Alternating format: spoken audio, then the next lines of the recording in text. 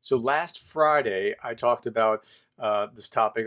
You are more tired when you work from home. You just are, and I talked about quantity and quality, more time, and it's more difficult. This week, I want to continue that thought and talk about Zoom fatigue. I want to drill down and talk about that. Stay tuned.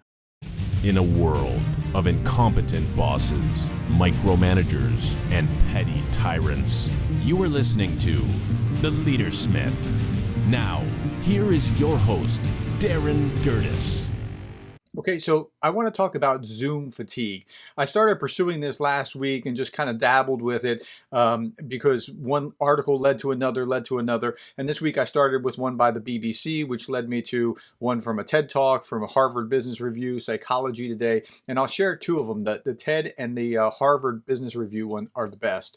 Okay, so the first article is Zoom fatigue is real. Here's why video calls are so draining. And I touched on this last week, but I want to get into it a little bit more. So the first thing is, one, we miss out on a lot of nonverbal communication. You do get to see nonverbal communication, but you have to pay more attention to it. So it taxes your reserves more. You're thinking like, am I catching everything? You can't hear. I mean, when you get on a Zoom call, your first thing is, can you hear me? I mean, that's the first thing. It should replace hello. And I mean, that's what we do when we get on a Zoom call. Okay, the second one is we're worried about the outside environment. Right outside my door right now, my kids are out there because they know that they're going to be going swimming later on this afternoon.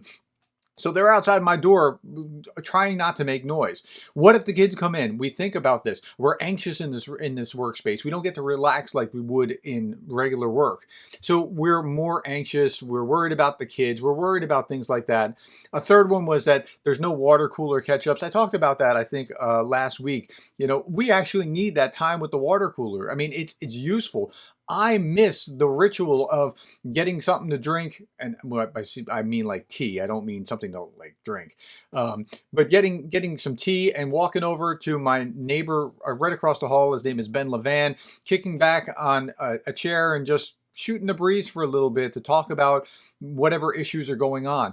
I miss that connectivity, and we don't get that in a Zoom meeting. Number four, looking at our own faces is stressful. So when you're on a video call, it turns out we look at ourselves more than we look at other people. And when we look at ourselves and we see a negative expression, that negative expression is, we actually are more revolted by our own negative expressions than by others' negative expression, which is kind of interesting. Number five is, are you listening or are you frozen? Again, that the gap in time, there's no natural pauses when most people speak, except me apparently, but there's natural pauses when most people speak. And even a 1.2 second delay in responding online feels like an eternity. Didn't that just feel like an eternity when I stopped talking? That happens all the time when you're on a Zoom conference or Google Hangout or something like that. And it's just jolting when somebody's in the middle of a sentence and they stop talking, right? So it just taxes our reserves more, that those lagging connections, let alone the background noises, having to check if your microphone's on, that lagging connection is really tricky. Okay, so we can reduce Zoom fatigue. The TED Talk gave a few examples of things like, consider whether the meeting even needs to happen. This was the most fascinating thing about going into quarantine. All these meetings that we canceled at the university, it's like, wait, we didn't need to do that, and we didn't need to do that one, and we didn't need to do this one? Why are we doing all this?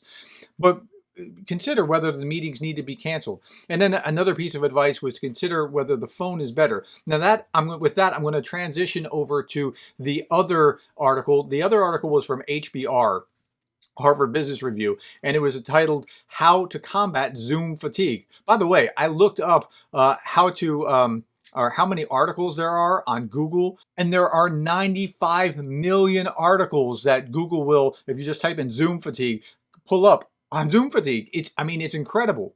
So this Harvard Business Review article, How to Combat Zoom Fatigue, they say, it's a real thing because we are forced to focus in an unnatural way. We're trying to pretend that we're focusing on a screen while we're really multitasking, checking our email, doing other things.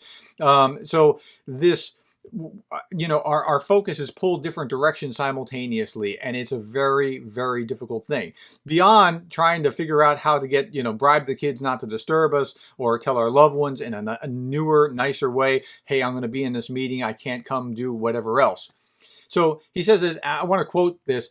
Finally, Zoom fatigue stems from how we process information over video.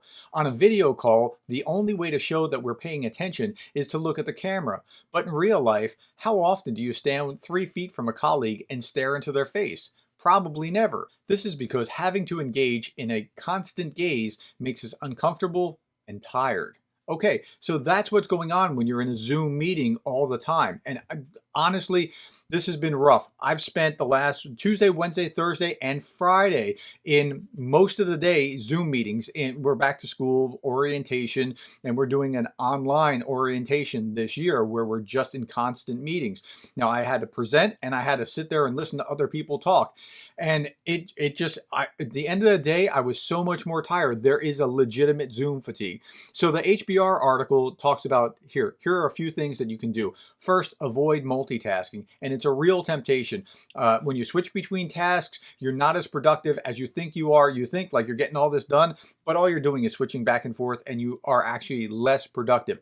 So the article says close tabs and programs that might distract you. I'm terrible about this, and I've been guilty of it. But knowing that I was going to talk from last Friday to this Friday, I decided to test a few things.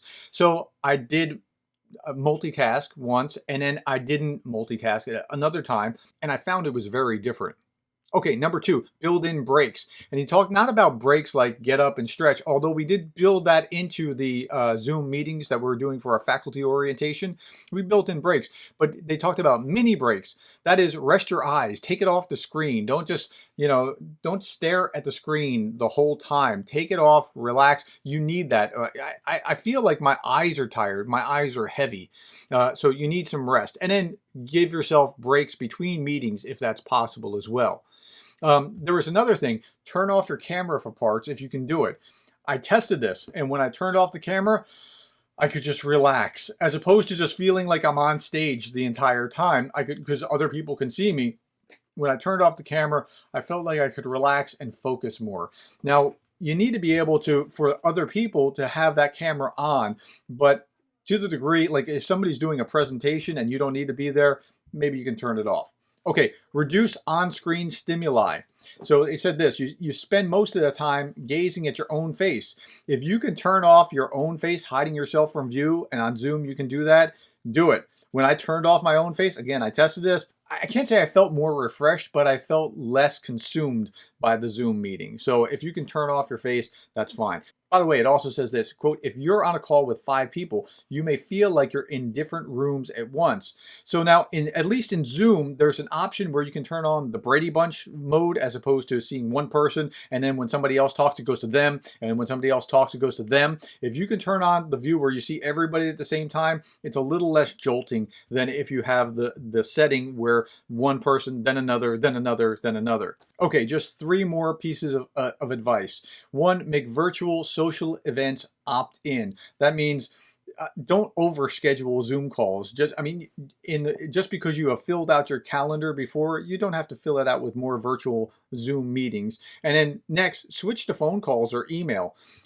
Switch to phone calls if you want to, talk. I find it, comforting to talk to an old friend on the phone while I'm cooking or something. I mean, you can switch to the phone, and particularly, he says, for external calls, avoid defaulting the video, especially if you don't know each other well. A video call is a more intimate, more invasive kind of feeling, especially when you're at home, not at the office.